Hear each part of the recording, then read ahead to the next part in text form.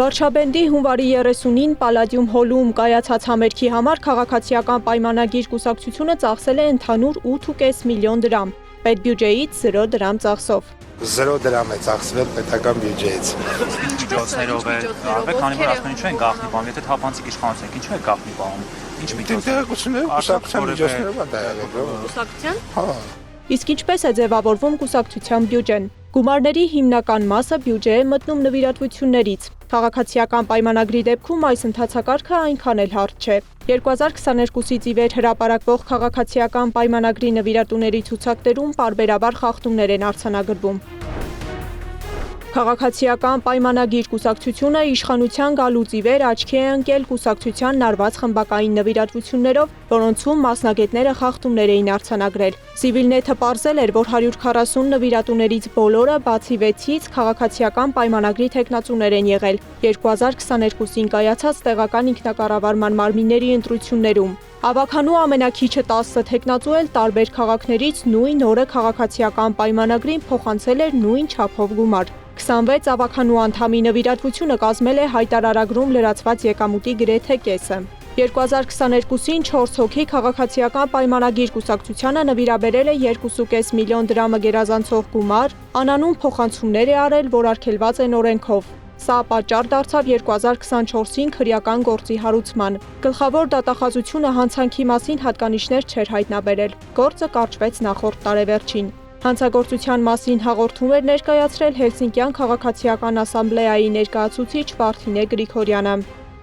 Եթե լիներ իրական քաղաքական կամք այդ ամբողջը քննելու, բացահայտելու, հանգիստ կարող էին, նաև հաշվի առնելով արժանահավատ տեղեկությունները։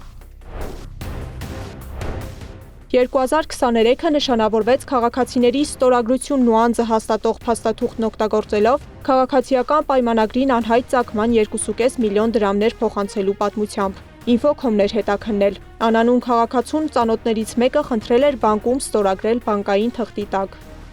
Այդ պահին, որ գումարի չափը տեսա, ուզում էի հասկանալ, իմ աշխատավարձով ես ոնց կարամ այդքան փոխանցեմ։ Երկրորդ հարցն էլ, այդ գումարն իրենց բավորտեղից է գնալու, եթե ես չեմ հիմա այդ փողը փոխանցում։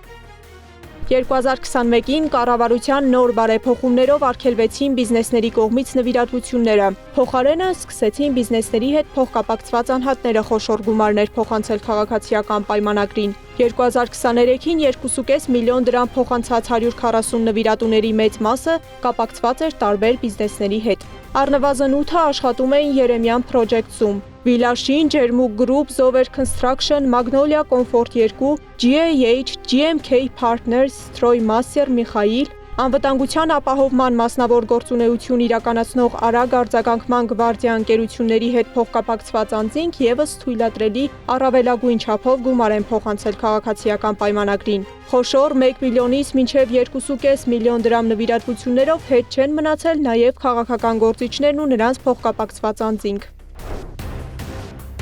Այս առումով հատկանշական է հատկապես 2024 թվականը։ Ակտիվ են եղել ՔՊԱ-ական Խաչատուր Սուքյասյանին եւ նրան պատկանող Սիլմա Ազա ընկերությանը փոխկապակցված անձինք 9 հոգի, յուրաքանչյուրը 2.5 միլիոն դրամով։ 2024-ին քիչ չէին խմբային նվիրատվությունները, 4 տարբեր խմբային փոխանցումներ իրար հաջորդող մի քանի ամսվա ընթացքում։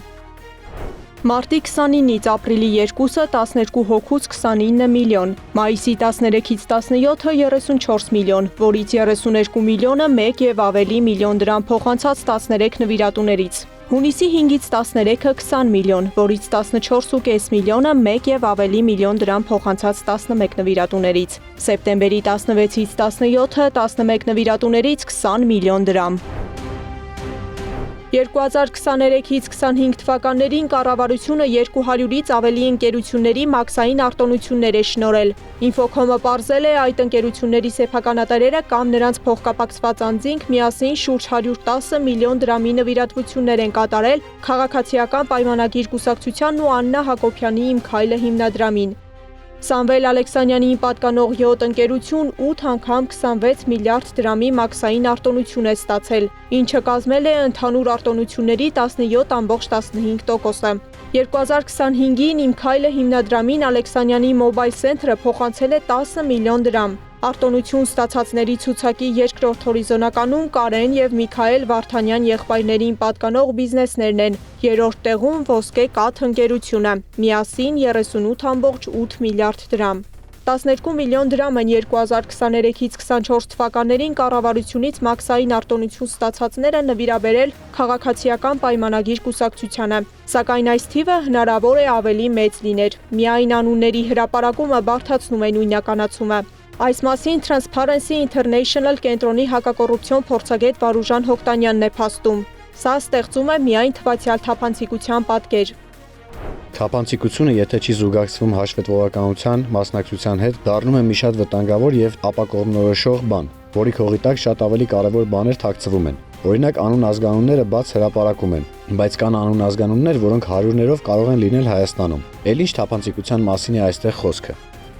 Այս ֆոնին կուսակցության ֆինանսավորման նախորդ տարիների օրինաչափությունները ձևավորում են այն մեկնարկային պատկերը, որի պայմաններում քաղաքացիական պայմանագիրը մտնում է նախընտրական տարի։ Սեդա Գյուլերյան, Նոնա Գևորգյան, ABC Media։